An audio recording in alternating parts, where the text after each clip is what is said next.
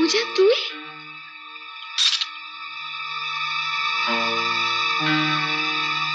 এটা কি হলো? শুরু। কিসের শুরু? ভাঙার।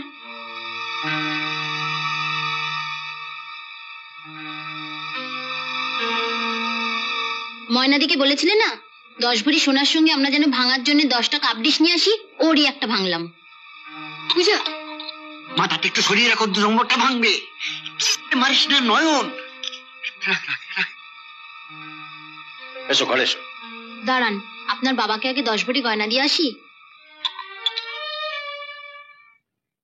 এই ঘর চ।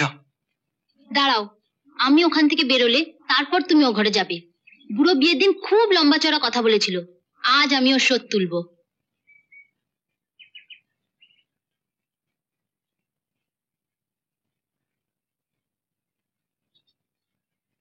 এই যে বুড়ো, তিন নাম হয় দিদি শ্বশুর মশাই। তুই আগে আমায় কি বললি?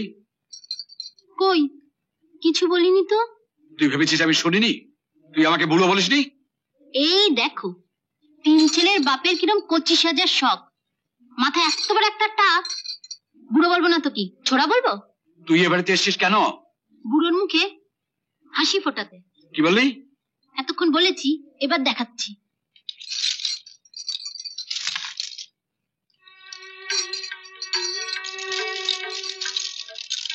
ও, গয়না পাঠিয়েছে। লক্ষ্মী মেয়ে, দে দে আমায়। আপনাকে দেবো না ময়নাদিকে পড়ার জন্য দিয়ে আসবো? না না, আমায় দে। ও, আপনি গলায় পড়বেন? আমাদের গায়ে মেয়েরা গয়না পড়ে, শহরে বুঝি বুড়ো খোকারাও গয়না পড়ে? আর কি কে দিচ্ছিস আমাকে দেখা। কি হ্যাংলা শ্বশুর রে বাবা, গয়না দেখলে মেয়েরাও এমন হ্যাংলামি করে না। নিন, এটা আগে পরে নিন, তারপর কানে একটা দুল, হাতে চুড়ি, তারপর নাকটা ফুটো করে একটা নত পরিয়ে দেবো। ফাজলামি না করে কি কি গয়না এনেছিস আমায় দে, আমি ওজন করি আনি। ওজন যে করাবেন, কাছাকাছি কয়লার দোকান আছে তো? কয়লার দোকানে গয়না ওজন? হ্যাঁ, প্রথমে গয়নাগুলো পরিয়ে আপনার ওজন করব, তারপর গয়নাগুলো খুলে আবার আপনার ওজন করব, তাহলে গয়নার ওজন বেরিয়ে যাবে। আপনার যা চেহারা, তা কয়লার দোকানে দাড়িপাল্লা ছাড়া ওজন করা যাবে না। দেখ পূজা, এটা তোদের গ্রাম নয়। তাই আপনি বেঁচে গেলেন, নইলে এই কাপটা দিয়ে আপনার টাকটা ফাটিয়ে দিতাম। তুই কাপ এনেছিস কেন? আপনার জন্য গয়না এনেছি, আর আপনার বড় বৌমার জন্য কাপ। এই নিন আপনার গয়না।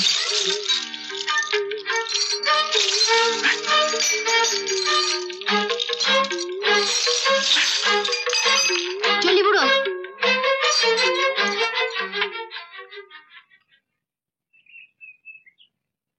একটা বেজে গেল, এখনো পূজার দেখা নেই। সাত সকালে উঠে কোথায় গেল বলো তো মেয়েটা?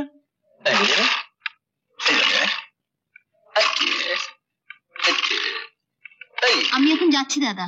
সে কি যাবে মানে? ময়না তোমায় কিছু বলেনি? কই না তো। আরে 7 দিন বাদে আমার ছেলের জন্মদিন, জন্মদিনের পর তুমি যেও। তুমি কি গো, ঝি চাকর কিছুই বাদ বিচার করছো না, যাকে পারছো তাকেই নেমন্তন্ন করছো। ওর ব্যাগে এখনো 9টা কাপ আছে, এবার ছুড়ে নয়, মাথা ঠুকে ঠুকে ভাঙবে। শোনো, কুকুরকে বেশি লাই দিও না, মাথায় চড়ে বসবে, বুঝেছো? আরে মাথা তো আমার একটা, সেখানে জায়গা কই? আগে ভাগেই তো একটা কুকুর সেখানে উঠে বসে আছে। কি বললে? আমি আমি কুকুর? তো যদি কুকুর হয় তুমিও তাই, তবে ঠিক এই যা তফাৎ। আমি আর এক মুহূর্তে বাড়িতে থাকবো না, আমি এখনই বাপের বাড়ি চলে যাব। মা যদি বলে যাও যাও, যাও না কেন? তুই থাম, যেমন বাপ তার তেমনি ছেলে। আমি তো বাড়িতে বলে আসিনি, কর্তা বাবা বড় মা ওরা সব চিন্তা করবে। আরে ঠিক আছে, আমি নকুল কাকে বলে দিচ্ছি। নকুল কাকা, এই তো নকুল কাকা, শোনো শোনো, তো নকুল কাকা, তুমি পূজার বাড়িতে বলবো 7 দিন বাদে ফিরবে। আমি না ফিরলে কর্তা বাবা খুব রাগ করবে, তাই না নকুল কাকা? তুমি আমাকে নিয়ে চলো। না না, তুমি থাকো থাকো থাকো। আরে ও যখন যেতে চাইছে ওকে যেতেই দাও না। না না, আরে ও বেচার কত দূর থেকে 10টা কাপ ভাঙবে বলে বয়ে এনেছে। আরে সবে তো একটা ভাঙলো, আর 9টা ভাঙুক, তারপরে তো যাবে। ও আমাকে অপমান করেছে আর তুমি? কষ্ট হলো না? খুব কষ্ট হলো। আর তুমি যাদের উঠতে বসতে অপমান করো তাদেরও ঠিক এমনি কষ্ট হয়। শোনো নয়ন, ওর কর্তা বাবা বলেছিলেন যেন আজই ওকে, তাই না? না না, তুমি কতবারকে বুঝিয়ে বলো, উনি কিছু মনে করবেন না, উনি আমায় যথেষ্ট ভালোবাসেন। তুমি একটু এদিকে শোনো।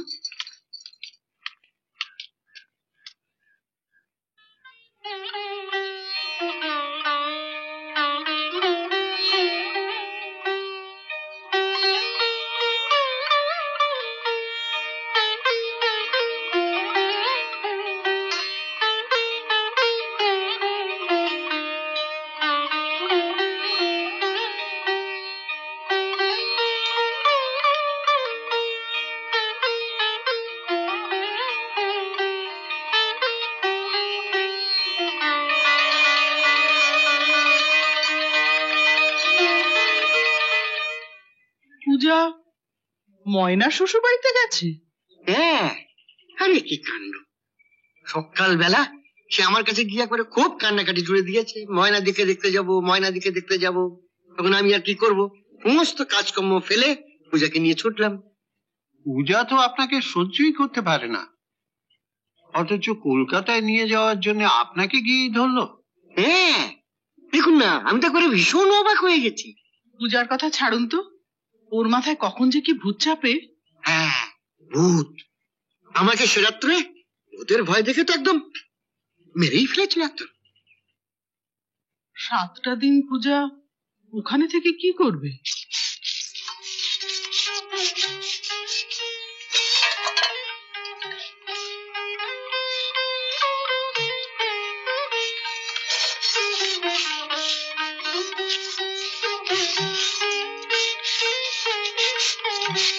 কিরে, 7 সকালে উঠে বাসন মাজতে শুরু করেছিস? ওঠ ওঠ ওঠ। উঠবো মানে? আমি থাকতে তুমি বাসন মাজবে নাকি? 7 দিনের জন্য তুই এই বাড়িতে বেড়াতে এসেছিস, এই 7 দিন তোকে আমি কিচ্ছু করতে দেবো না। ওঠ ওঠ। শরত, কাজ করতে দাও।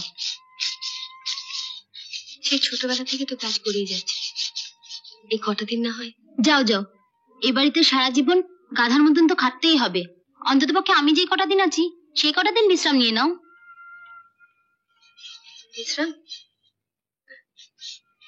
দিদি উঠিয়ে দেখবি একটা না একটা কাজ ধরিয়ে দেবে, আর কাজ যদি না থাকে ডালে চলে মিশিয়ে বাঁচতে বলবে।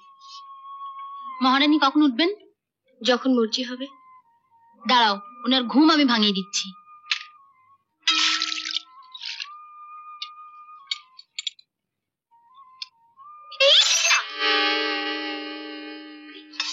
এটা কি করলি?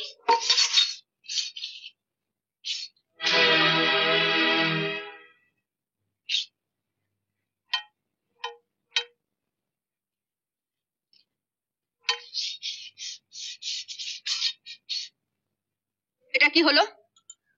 দুটো হলো, থলেতে আরো 8টা আছে। তুমি কি 8টা কাপও ভাঙবে নাকি? হ্যাঁ, সময় বুঝে একটা একটা করে। ও, কি হলো? দরদ দেখিয়ে তো 7 দিনের জন্য রেখে দিয়েছো, এখন দেখো।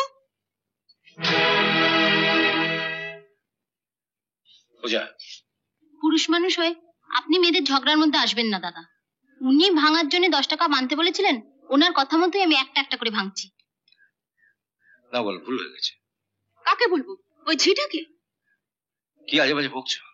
কিচ্ছু আজে বাজে বকিনি, ঝিকে ঝি বলেছি।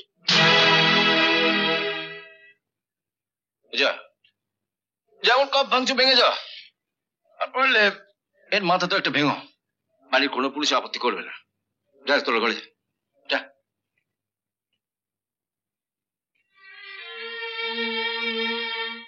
যা।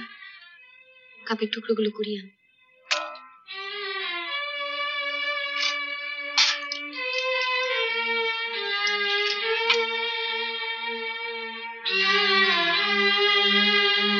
সাত দিন আছি তো, এই 7 দিনে তোমায় আমি সোজা করে দিয়ে যাবো। কি বললি?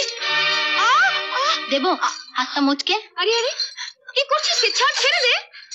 ওনাকে বুঝিয়ে দিলাম আমি ময়না নই, পূজা। আমাকে ঢিল মারলে পাটকেলটি খেতেই হবে।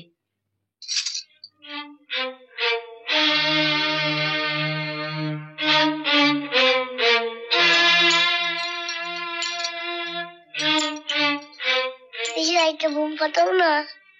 বাবা, আপনি আপনার মেজ বউকে বলুন এখনই ওই ঝিটাকে গায়ে পাঠিয়ে দিতে।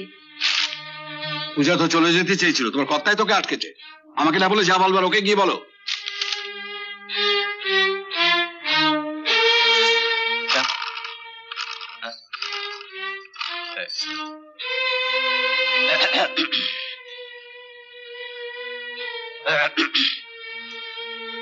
বুঝলে গুড্ডু, ময়না কাকিমা না এসে পূজা যদি তোর কাকিমা হয়ে বাড়িতে আসতো না, খেলাটা জমতো বলা।